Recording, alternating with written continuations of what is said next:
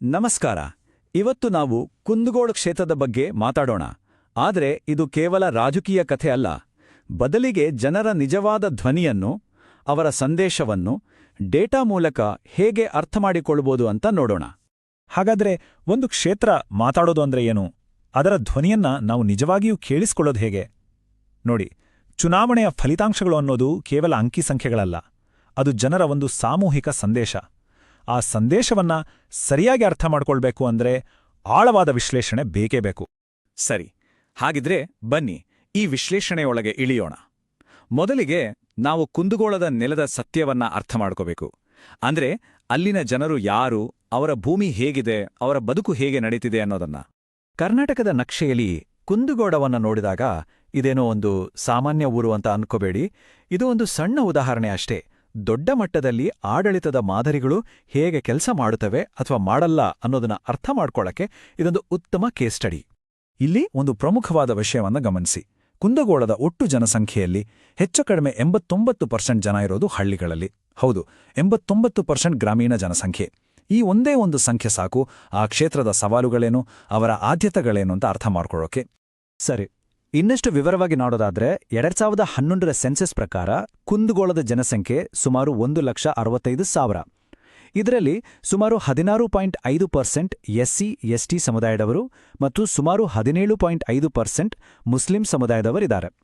ಆದರೆ ಎಲ್ಲಕ್ಕಿಂತ ಮುಖ್ಯವಾದ ಅಂಶ ಅಂದ್ರೆ ಇದನ್ನ ಅರ್ಧದಷ್ಟು ಅಂದ್ರೆ 50% ಕೆಲಸ ಮಾಡುವ ಜನ ನೇರವಾಗಿ ಕೃಷಿಯ ಮೇಲೆ ಅವಲಂಬಿತರಾಗಿದ್ದಾರೆ. ಇದು ತುಂಬಾ ದೊಡ್ಡ ಸಂಖ್ಯೆ. ಇದೆಲ್ಲ ಕ್ಷೇತ್ರದ ಹಿನ್ನೆಲೆ ಆಯಿತು. ಈಗ ನಾವು 2023ರ ಚುನಾವಣೆಯ ತೀರ್ಪಿನ ಕಡೆಗೆ ಬರೋಣ. ಸಂಖ್ಯೆಗಳು ಏನು ಕತೆ ಹೇಳ್ತವೆ ಅಂತ ಕೇಳೋಣ ಬನ್ನಿ. ಯಾಕಂದ್ರೆ ಮತದಾರರು ಕೊಟ್ಟ ಸಂದೇಶ ತುಂಬ ಸ್ಪಷ್ಟವಾಗಿತ್ತು ಮತ್ತು ಬಹಳ ನಿರ್ಣಾಯಕವಾಗಿತ್ತು. ಮೊದಲನೇ ಶಾಕಿಂಗ್ ನಂಬರ್ ಇಲ್ಲಿದೆ ನೋಡಿ. 2018ಕ್ಕೆ ಹೋಲಿಸಿದರೆ 2023ರಲ್ಲಿ ಆಡಳಿತದಲ್ಲಿದ್ದ ಕಾಂಗ್ರೆಸ್ ಪಕ್ಷದ ವೋಟ್ ಶೇರ್ ಬರೋಬ್ಬರಿ 17.7% ಕುಸಿದಿದೆ. ಇದೇನು ಸಣ್ಣ ಪುಟ್ಟ ಬದಲಾವಣೆ ಅಲ್ಲ, ಇದೊಂದು ದೊಡ್ಡ ಕುಸಿತ. ಅದೇ ಹೊತ್ತಲ್ಲಿ ಏನಾಯ್ತು? ಬಿಜೆಪಿ ಪಕ್ಷದ ವೋಟ್ ಶೇರ್ 5.6% ಹೆಚ್ಚಾಯಿತು. ಸೊ ಜನರ ಒಲವು ಎಲ್ಲಿಗೆ ಹೋಯಿತು ಅನ್ನೋದಕ್ಕೆ ಇದೊಂದು ಸ್ಪಷ್ಟ ಸೂಚನೆ. ಈ ಬದಲಾವಣೆಯ ಪರಿಣಾಮ ಎಷ್ಟಿತ್ತು ಅಂದ್ರೆ 2018ರಲ್ಲಿ ಕೇವಲ 634 ವೋಟಿನ ಅಂತರದಲ್ಲಿ ಗೆಲುವು ಸೋಲು ನಿರ್ಧಾರ ಆಗಿತ್ತು. ಆದರೆ 2023ರಲ್ಲಿ ಬಿಜೆಪಿ ಗೆದ್ದಿದ್ದು ಬರೋಬ್ಬರಿ 35,341 ವೋಟುಗಳ ಅಂತರದಿಂದ. ಇದನ್ನ ರಾಜಕೀಯ ಭೂಕಂಪ ಅಂದೇನ್ ಬೇರೇನೂ ಹೇಳೋಕ್ಕಾಗುತ್ತೆ? ಈ ಚಾರ್ಟ್ ನೋಡಿದ್ರೆ ನಿಂಗೆ ಇಡೀ ಕಥೆ ಒಂದೇ ನೋಟಕ್ಕೆ ಅರ್ಥ ಆಗತ್ತೆ. 2018ರಲ್ಲಿ ನೋಡಿ, ಎರಡೂ ಪಕ್ಷಗಳ ಮಧ್ಯೆ ಎಷ್ಟೋ ಹತ್ತಿರದ ಸ್ಪರ್ಧೆ ಇತ್ತು ಅಂತ. ಆದರೆ 2023ಕ್ಕೆ ಬರ್ತಿದ್ದ ಹಾಗೆ ಚಿತ್ರಣ ಪೂರ್ತಿ ಬದಲು. ಬಿಜೆಪಿ ಸ್ಪಷ್ಟವಾಗಿ ಮುಂದೆ ಬಂತು, ಕಾಂಗ್ರೆಸ್ನ ಮತಪಾಲು ದೊಡ್ಡ ಮಟ್ಟದಲ್ಲಿ ಕುಸಿತು. ಅಕ್ಷರಶಃ ಆಡಳಿತದ ಅದೃಷ್ಟವೇ ತಲೆಕೆಳಗಾಯಿತು. ನೋಡಿ, ಪ್ರಜಾಪ್ರಭುತ್ವದಲ್ಲಿ ಪ್ರತಿಯೊಂದು ವೋಟೂ ಒಂದೊಂದು ಧ್ವನಿ ಅಲ್ವಾ? ಜನರ ಆ ಸಾಮೂಹಿಕ ಸಂದೇಶವನ್ನ ನಾವು ಯಾವಾಗ ಕೇಳಿಸ್ಕೊಳ್ತೀವೋ ಆವಾಗಷ್ಟೇ ಪ್ರತಿಯೊಬ್ಬ ವ್ಯಕ್ತಿಯ ಘನತೆಯನ್ನ ಗೌರವಿಸಿದ ಹಾಗೆ. ನಮ್ಮ ಸಾರ್ವಜನಿಕ ಚರ್ಚೆಗಳು ಕೇವಲ ಭಾಷಣ, ಘೋಷಣೆಗಳಿಗೆ ಸೀಮಿತ ಆಗ್ಬಾರ್ದು. ಅವು ನೆಲದ ವಾಸ್ತವಗಳ ಮೇಲೆ ನಿಂತಿರ್ಬೇಕು.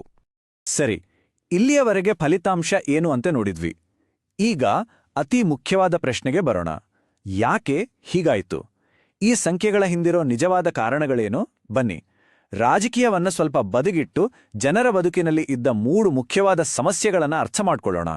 ವೆಲ್ಫೇರ್ ಫಟೀಗ್ ಅಥವಾ ಕಲ್ಯಾಣ ಯೋಜನೆಗಳ ನಿರಾಸಕ್ತಿ. ಇದರ ಅರ್ಥ ಏನು ಅಂದ್ರೆ ಜನರಿಗೆ ಸರ್ಕಾರದಿಂದ ಹಣ, ಪಡಿತರ ಸಿಗುತ್ತೆ, ಆದ್ರೆ ಅದರಿಂದ ಬದುಕು ಅಷ್ಟಕ್ಕೆ ನಿಂತುಬಿಟ್ಟಿದೆ, ಮುಂದೆ ಹೋಗ್ತಿಲ್ಲ ಅನ್ನೋ ಭಾವನೆ. ಅಂದ್ರೆ ಯೋಜನೆಗಳು ಜೀವನಾಧಾರಕ್ಕೆ ಸಹಾಯ ಮಾಡ್ತಿದೆಯಾ ಹೊರತು ನಿಜವಾದ ಅಭಿವೃದ್ಧಿ ಅಥವಾ ಹೊಸ ಅವಕಾಶಗಳನ್ನು ಸೃಷ್ಟಿಸುತ್ತಿಲ್ಲ ಅನ್ನೋ ಅಸಮಾಧಾನ. ಎರಡನೇದು ಇನ್ಫ್ರಾಸ್ಟ್ರಕ್ಚರ್ ಗ್ಯಾಪ್, ಅಂದ್ರೆ ಮೂಲ ಸೌಕರ್ಯದ ಕೊರತೆ. ಅದರಲ್ಲೂ 89% ಹಳ್ಳಿಗಳಿರೋ ಈ ಕ್ಷೇತ್ರದಲ್ಲಿ ಇದು ದೊಡ್ಡ ಸಮಸ್ಯೆ. ಸರಿಯಿಲ್ಲದ ರಸ್ತೆಗಳು, ಅರ್ಧಕ್ಕೆ ನಿಂತಿರೋ ಜಲಜೀವನ್ ಮಿಷನ್ ಪೈಪ್ಲೈನ್ ಕೆಲಸಗಳು, ಡಾಕ್ಟರ್, ನರ್ಸ್ಗಳೇ ಇಲ್ಲದ ಆರೋಗ್ಯ ಕೇಂದ್ರಗಳು, ಇವೆಲ್ಲ ಜನರ ದಿನನಿತ್ಯದ ಬದುಕನ್ನ ಕಷ್ಟಕರವಾಗಿಸಿತ್ತು. ಮೂರನೆಯ ಮತ್ತು ಬಹುಶಃ ಅತೀ ದೊಡ್ಡ ಸಮಸ್ಯೆ ಉದ್ಯೋಗದ ಬಿಕ್ಕಟ್ಟು. ಕೃಷಿ ಬಿಟ್ಟು ಬೇರೆ ಉದ್ಯೋಗಗಳೇ ಇಲ್ಲ. ಇದರಿಂದ ಯುವಕರು ಕೆಲಸ ಹುಡುಕೊಂಡು ಬೇರೆ ಕಡೆ ವಲಸೆ ಹೋಗ್ತಿದ್ದಾರೆ. PM ಕಿಸಾನ್ ಅಂತ ಯೋಜನೆಗಳಿದ್ರೂ ರೈತರ ಆದಾಯದಲ್ಲಿ ಹೆಚ್ಚೇನೋ ಸುಧಾರಣೆ ಆಗಿಲ್ಲ. ಅರ್ಧದಷ್ಟು ಜನ ಯುವಕರೇ ಇರೋ ಕಡೆ ಅವ್ರಿಗೆ ಭವಿಷ್ಯದ ಭರವಸೆ ಕೊಡೋ ಅವಕಾಶಗಳ ಕೊರತೆ ಎದ್ದು ಕಾಣ್ತಿತ್ತು. ನಾವು ಮಾತಾಡಿದ ಈ 3 ದೊಡ್ಡ ಸಮಸ್ಯೆಗಳು ಕೇವಲ ಸಿದ್ಧಾಂತಗಳಲ್ಲ, ಅವು ಜನರ ದೈನಂದಿನ ದೂರುಗಳಲ್ಲಿ ಹೇಗೆ ಕಾಣಿಸ್ಕೊಳ್ತವೆ ಅಂತ ನೋಡೋಣ ಬನ್ನಿ. ಮತದಾರರ ನೋವಿನ ನಕ್ಷೆಯನ್ನ ಬಿಡಿಸಿ ನೋಡೋಣ. ನೋಡಿ, ಕುಂದಗೋಳ ಮತ್ತು ಸಂಕಲೇಶ್ಪುರದ ಹಳ್ಳಿಗಳಲ್ಲಿ ನೀರಿನ ಸಮಸ್ಯೆ ತೀವ್ರವಾಗಿತ್ತು. ಬೋರ್ವೆಲ್ಗಳು ಕೆಟ್ಟು ನಿಂತಿದ್ವು. ಇನ್ನು ಬೂತ್ ನಂಬರ್ 59, 60, 61ರ ಕಡೆ ಹೋದ್ರೆ ಡಾಂಬರ್ ಕಾಣದ ರಸ್ತೆಗಳ ಬಗ್ಗೆ ದೂರುಗಳ ಮಹಾಪೂರವೇ ಇತ್ತು. ಚಾಟುಕೊಳ್ಳ, ತಳವಡಿ ಕಡೆ ಜನ ಸೋಲಾರ್ ಪಂಪ್ಸೆಟ್ಗಳಿಗಾಗಿ ಮತ್ತು ನರೇಗಾ ಕೆಲಸದ ದಿನಗಳನ್ನ ಹೆಚ್ಚಿಸಿ ಅಂತ ಕೇಳ್ತಿದ್ರು. ಇವೆಲ್ಲ ಕೇವಲ ಅಂಕಿಅಂಶಗಳಲ್ಲ, ಜನರ ನಿಜವಾದ ಬವಣೆಗಳು.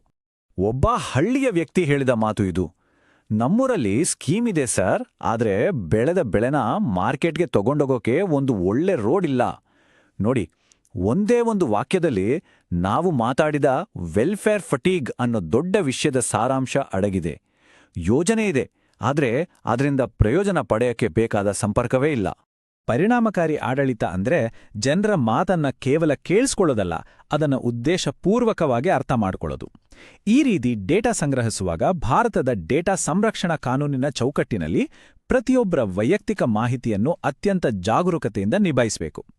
ಜನರಿಗೆ ಉತ್ತಮ ಸೇವೆ ನೀಡುವ ವ್ಯವಸ್ಥೆಗಳನ್ನು ಕಟ್ಟುವಾಗ ಅವರ ಖಾಸಗಿತನ ಮತ್ತು ಒಪ್ಪಿಗೆಗೆ ನಾವು ಗೌರವ ಕೊಡಲೇಬೇಕು. ಇಲ್ಲಿಯವರೆಗೆ ಸಮಸ್ಯೆಯನ್ನ ಪತ್ತೆಹಚ್ಚಿದ್ವಿ. ಈಗ ಪರಿಹಾರದ ಬಗ್ಗೆ ಮಾತಾಡೋಣ. ಈ ಇಡೀ ವಿಶ್ಲೇಷಣೆಯನ್ನ ಆಧರಿಸಿ ಒಂದು ಸ್ಪಷ್ಟವಾದ, ಕಾರ್ಯರೂಪಕ್ಕೆ ತರಬಹುದಾದ ಆಡಳಿತದ ನೀಲನಕ್ಷೆಯನ್ನ ನೋಡೋಣ. ಜನರಿಗೆ ಕಾಣಿಸುವಂತಹ ನಿಜವಾದ ಅಭಿವೃದ್ಧಿಗೆ ಒಂದು 3 ಅಂಶಗಳ ಯೋಜನೆ. ಹಾಗಾದರೆ ಕುಂದಗೋಳದ ಟಾಪ್ 3 ಆದ್ಯತೆಗಳು ಯಾವುವು? ಮೊದಲನೇ ಹೆಜ್ಜೆ, ಹಳ್ಳಿಗಳನ್ನ ಜೋಡಿಸುವ ಒಂದು ಗುಣಮಟ್ಟದ ರಸ್ತೆ ಜಾಲ ನಿರ್ಮಾಣ. ಎರಡನೇ ಹೆಜ್ಜೆ, ಹರ್ ಘರ್ ಜಲ್ ಅಂದ್ರೆ ಪ್ರತಿ ಮನೆಗೂ ಶುದ್ಧ ಕುಡಿಯೋ ನೀರು ತಲುಪಿಸೋದನ್ನ ಖಾತ್ರಿಪಡಿಸೋದು. ಮತ್ತು ಮೂರನೇ ಹೆಜ್ಜೆ, ಯುವಕರಿಗಾಗಿ ಒಂದು ಕೌಶಲ್ಯ ಮತ್ತು ಹೊಸ ಉದ್ಯಮಗಳನ್ನ ಪ್ರೋತ್ಸಾಹಿಸೋ ಇನ್ಕ್ಯುಬೇಷನ್ ಕೇಂದ್ರವನ್ನ ಸ್ಥಾಪಿಸೋದು. ಇದು ಕೇವಲ ಮಾತಲ್ಲ, ಪ್ರತಿಯೊಂದಕ್ಕೂ ಲೆಕ್ಕಾಚಾರ ಇದೆ. ನೋಡಿ, 50 ಕಿಲೋಮೀಟರ್ ಗ್ರಾಮೀಣ ರಸ್ತೆಗೆ ತಗುಲುವ ಅಂದಾಜು ವೆಚ್ಚ 8 ಕೋಟಿ, ಸಮಯ 12 ತಿಂಗಳು. ಇದರಿಂದ ಪ್ರಯಾಣದ ಸಮಯ 30% ಕಮ್ಮಿ ಆಗುತ್ತೆ. ಹರ್ ಘರ್ ಜಲ್ ಯೋಜನೆಗೆ 10 ಕೋಟಿ ಬೇಕು, 18 ತಿಂಗಳು. ಇದರಿಂದ 100ಕ್ಕೆ 100 ಮನೆಗಳಿಗೆ ಕುಡಿಯೋ ನೀರು ಸಿಗುತ್ತೆ. ಸ್ಕಿಲ್ ಸೆಂಟರ್ಗೆ 15 ಕೋಟಿ, 24 ತಿಂಗಳು. ಇದರಿಂದ ಪ್ರತಿ ವರ್ಷ 500 ಯುವಕರಿಗೆ ತರಬೇತಿ ನೀಡಿ ಸ್ಥಳೀಯ ಉದ್ಯಮಗಳಿಗೆ ಉತ್ತೇಜನ ಕೊಡ್ಬೋದು. ಇದನ್ನೇ ನಾವು ಗವರ್ನೆನ್ಸ್ ROI ಅಂದ್ರೆ ಆಡಳಿತದಲ್ಲಿ ಹೂಡಿಕೆಯ ಮೇಲಿನ ಪ್ರತಿಫಲ ಅಂತ ಕರೆಯೋದು. ಸರಿ, ಹಾಗಾದ್ರೆ ಎಲ್ಲದರಿಂದ ನಾವು ಕಲಿಬೇಕಾದ ಪಾಠವೇನು? ಕುಂದಗೋಳದ ಈ ಕಥೆ ಕೇವಲ ಒಂದು ಕ್ಷೇತ್ರದ ಕಥೆಯಲ್ಲ, ಇದು ಆಧುನಿಕ ಜನಕೇಂದ್ರಿತ ನಾಯಕತ್ವ ಹೇಗಿರಬೇಕು ಅನ್ನೋದಕ್ಕೆ ಒಂದು ಕೈಪಿಡಿ. ಜನರ ಮಾತನ್ನು ಕೇವಲ ಕೇಳುವುದರಿಂದ ಹಿಡಿದು ಅದನ್ನ ಕಾರ್ಯರೂಪಕ್ಕೆ ತರುವವರೆಗಿನ ದಾರಿಯಿದು. ಕೊನೆಯದಾಗಿ 2 ತರಹದ ಆಡಳಿತದ ಮಾದರಿಗಳನ್ನ ಹೋಲಿಸಿ ನೋಡೋಣ. ಒಂದು ಕಡೆ ಸ್ಥಗಿತಗೊಂಡ ಮಾದರಿ. ಇದು ಕೇವಲ ಕಲ್ಯಾಣ ಯೋಜನೆಗಳು ಮತ್ತು ಭರವಸೆಗಳ ಮೇಲೆ ನಿಂತಿದೆ. ಇನ್ನೊಂದು ಕಡೆ ಕ್ರಿಯಾತ್ಮಕ ಮಾದರಿ. ಇದು ಕಲ್ಯಾಣ ಯೋಜನೆಗಳ ಜೊತೆಗೆ ಜನರಿಗೆ ಕಣ್ಣಿಗೆ ಕಾಣಿಸುವಂತಹ ರಸ್ತೆ, ನೀರು, ಉದ್ಯೋಗಗಳನ್ನ ಕೊಡುತ್ತೆ. ಇದು ಡೇಟಾ ಆಧರಿಸಿ ಕೆಲಸ ಮಾಡುತ್ತೆ, ರಾಜಕೀಯ ಭಾಷಣಗಳಿಗಿಂತ ಆಡಳಿತದ ಫಲಿತಾಂಶದ ಬಗ್ಗೆ ಹೆಚ್ಚು ಮಾತಾಡುತ್ತೆ. ಹಾಗಾದ್ರೆ ಒಂದು ಕೊನೆಯ ಪ್ರಶ್ನೆಯೊಂದಿಗೆ ಈ ಚರ್ಚೆಯನ್ನ ಮುಗಿಸೋಣ. ಭಾರತದ ರಾಜಕೀಯದ ಭವಿಷ್ಯ ಅಂದ್ರೆ ಬರೀ ಚುನಾವಣೆ ಗೆಲ್ಲೋದಾ, ಅಥವಾ ಜನರ ನಡುವೆ ಅಂಥ ಒಂದು ಶಾಶ್ವತವಾದ ನಂಬಿಕೆಯನ್ನ ಕಟ್ಟೋದು, ಆ ನಂಬಿಕೆಯೇ ಗೆಲುವನ್ನ ಅನಿವಾರ್ಯವಾಗಿಸುವಂತೆ ಮಾಡೋದಾ? ಯೋಚಿಸಿ.